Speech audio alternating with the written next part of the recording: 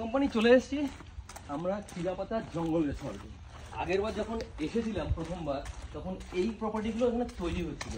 আর এই দিক থেকে সামনে থেকে খানিকটা এইরকম ভিউ দেখা যাবে। এই সামনে তোমাদের কালিঞ্জি রিভার বয়ে যাচ্ছে, আর ওইখানে ওই সামনের দিকে আরো দুটো রিভার এসে মিলেছে, ওটাকে ত্রিধারা পয়েন্ট বলা হয়।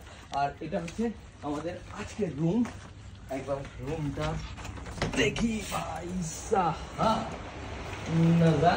ও এখানে আরামসে 3 জনের অ্যাকোমোডেশন রয়েছে, একটা কুইন সাইজ বেড রয়েছে, এখানে পাশে ছোট্ট একটা বেড রয়েছে, তো মতলব আরামসে 3 জন থাকার বন্দোবস্ত রয়েছে। এখানে ছোট্ট একটা সোফা রয়েছে, আর এখানে রয়েছে হচ্ছে এরকম স্লাইডিং উইন্ডোজ।